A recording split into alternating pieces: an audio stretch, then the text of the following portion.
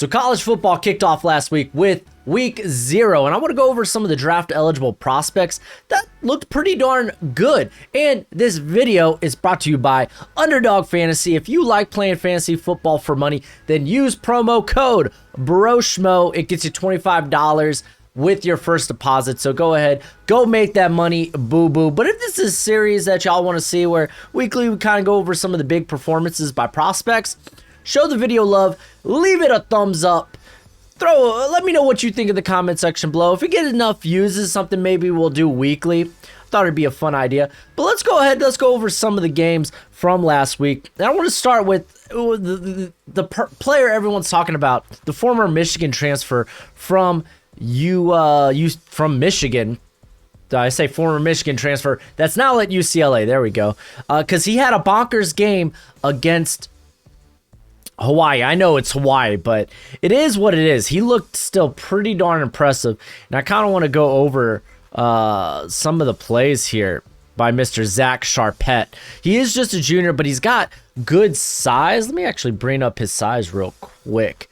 His stats particularly.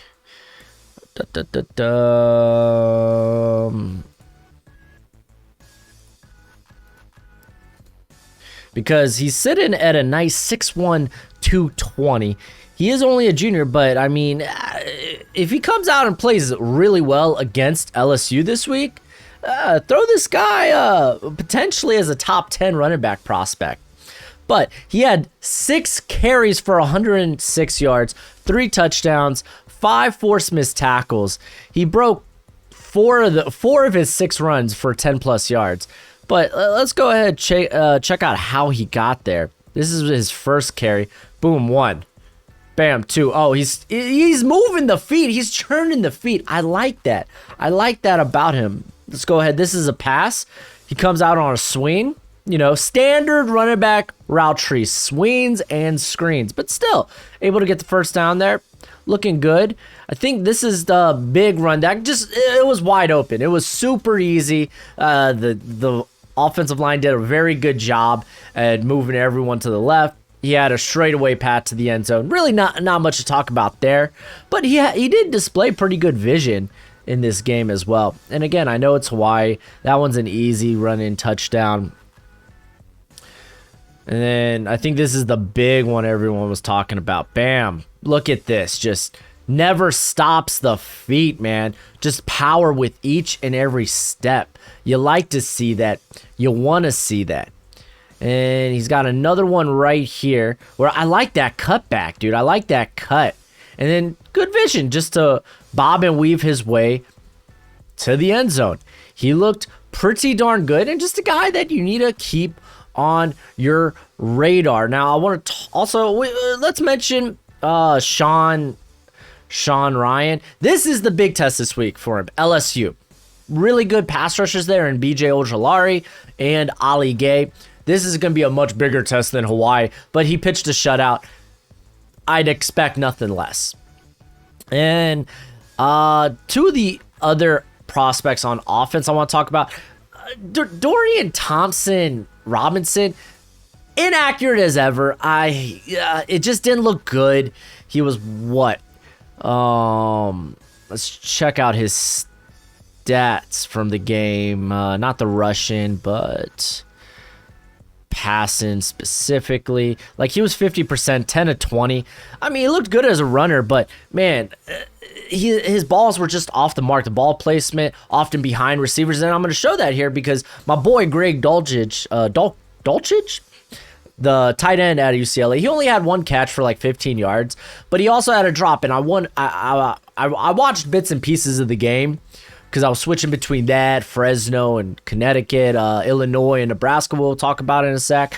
But I was like, where was this drop? And it was actually right here. It was, here, let me turn the sound off on my end.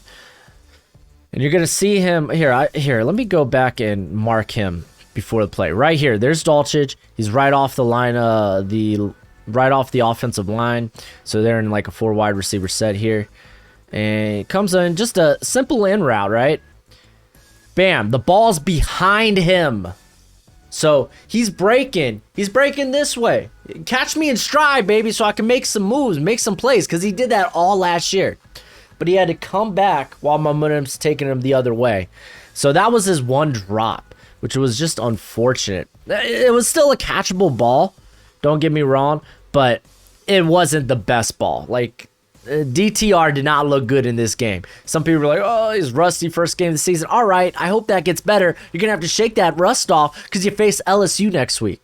By the way, the defense for UCLA was actually pretty good as well. Mitchell Agud? I gotta learn how to say this homie's name.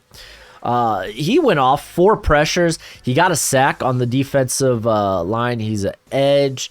He's weighing here at 6'4", 245 is his listed weight. He's a JUCO transfer.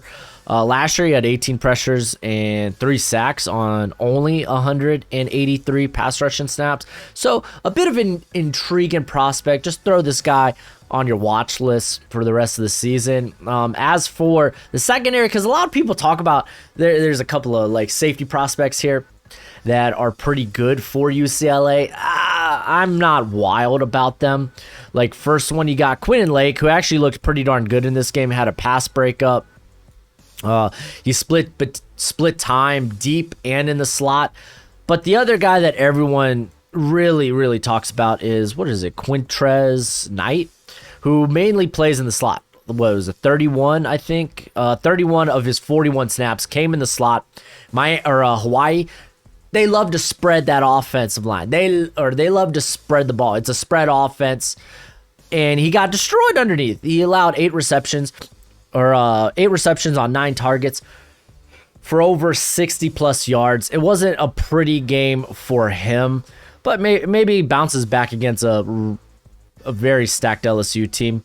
Let's talk about Illinois real quick, because there were a couple of pass rushers I really wanted to see for Illinois, and they came out and they looked pretty darn good. Granted, it was, I think, more so Nebraska's tackles overwhelmed. They looked terrible. Adrian Martinez, not a great quarterback prospect by any means. Good college quarterback, but not a for real. He's not playing quarterback at the next level. I'll just say that. But if he makes it to the next level. But his offensive line did him no favors. The tackles were constantly putting him under distress.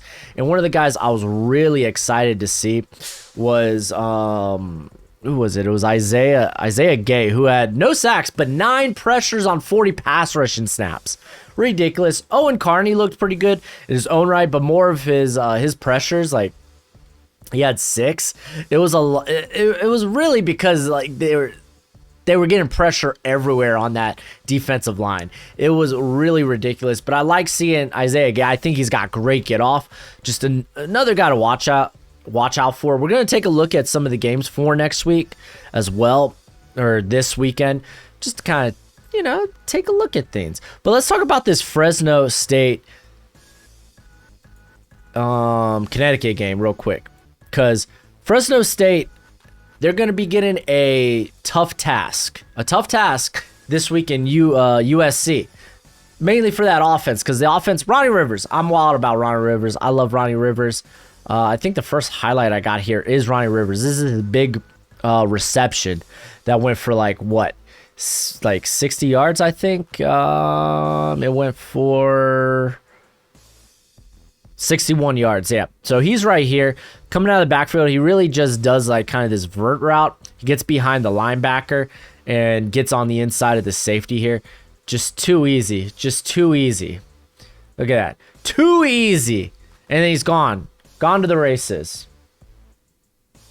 But that's not who I really want to talk about. I'm already pretty high on Ronnie Rivers. I think he's a good, maybe like early day 3. Maybe could sneak into late day 2. But, I mean, y'all know how I feel about running backs.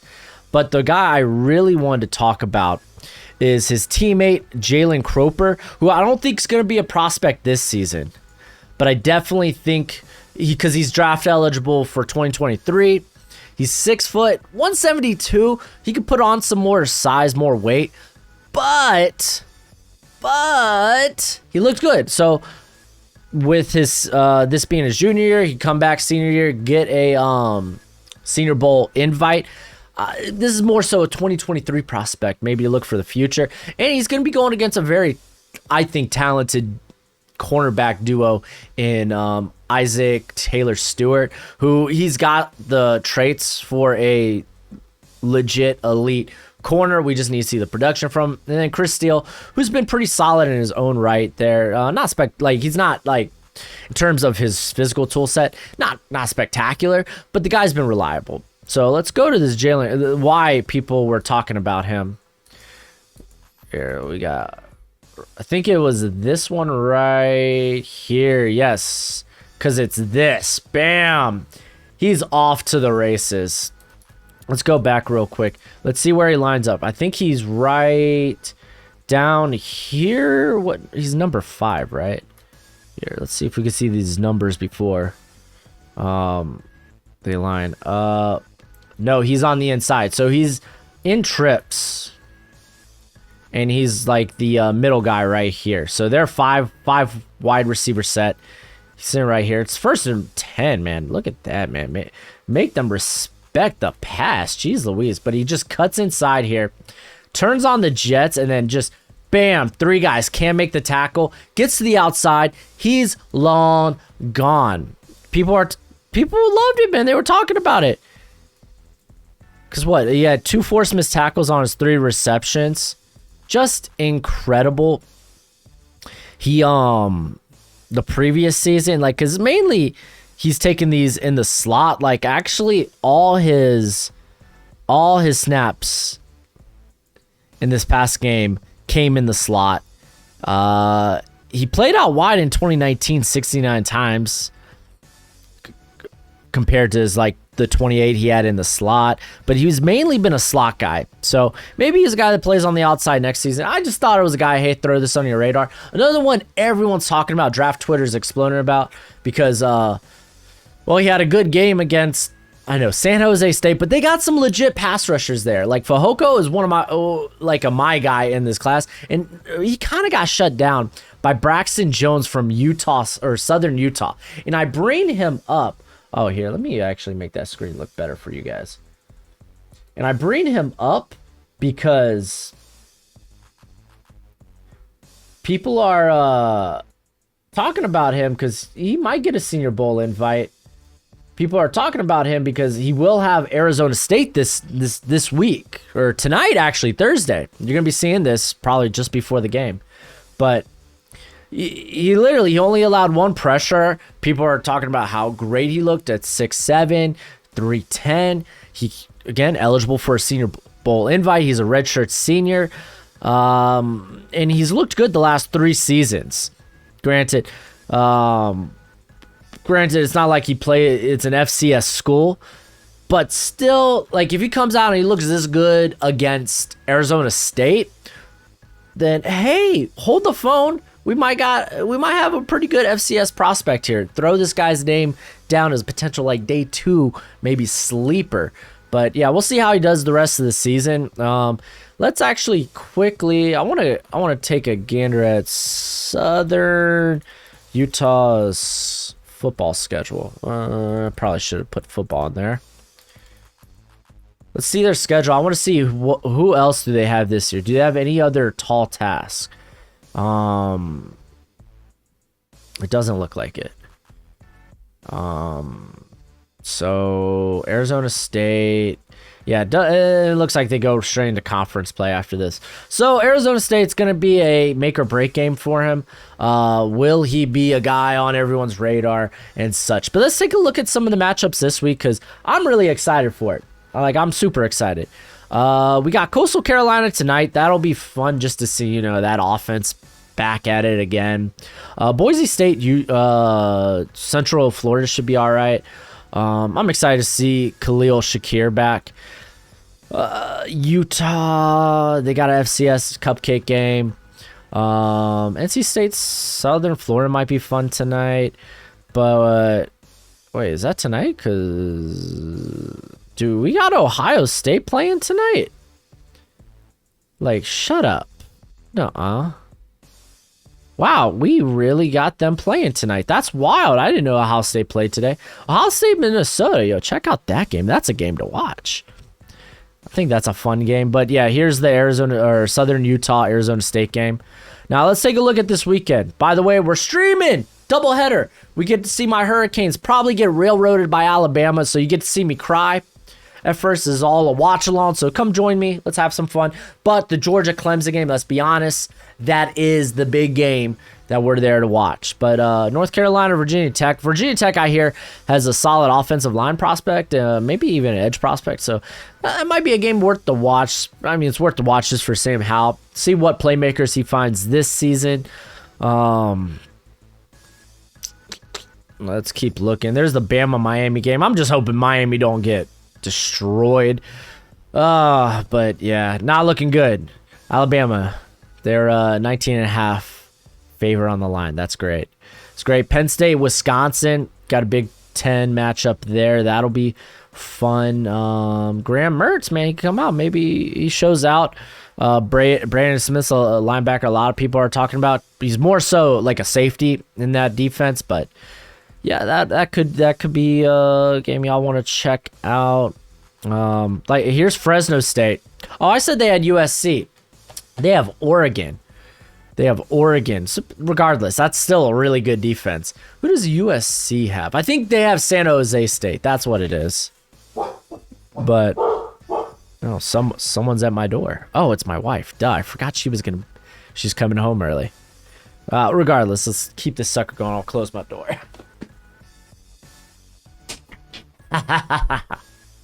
All right, let's keep this sucker rolling. Iowa, Indiana, that might be fun. I'm really more intrigued with the offenses in this game. As strange as that sounds for Iowa, because really their passing game's kind of trash. We got Louisiana, Texas. Yo, Texas back. We'll see. Is it going to be horns up? Horns down. We'll find out. There's San Jose State. Their offense looked pretty darn impressive. Like Starkel. I don't think he's a realistic prospect, but Tyler Nevins is. He's just a big back that does big back things. Let's see how it fares against USC. And I want to see Fehoko have a bounce back performance. We also have on the Sketty. Bam, you got Georgia Clemson. There's a ton of prospects in that game. That's why everyone's going to be watching that game. It's going to be a ton of fun. Join us for the stream. And then, let's see. LSU, UCLA, actually, there's big implications there. Like I said, like DTR, he needs to look more accurate and whatnot. Zach Charpette. Let's see if he can recreate that performance. Sean Ryan. This is a big game for a lot of UCLA prospects. A lot. And like Sunday, like don't be sleeping on Notre Dame, Florida State. That could be a fun game. We'll see if Mike Norvell, what can he do with Florida State? Y'all know I'm not the biggest fan. Ole Miss Louisville could be a fun to watch game. But yeah, let me know if this is a series y'all want to kind of see where we just kind of go over some of the prospects, some of the big players in the week, and just maybe throw some guys on your radar. Just, yeah. But that's it for the video. Go ahead, do that YouTube thing. And until next time, you be easy, my friends. Later.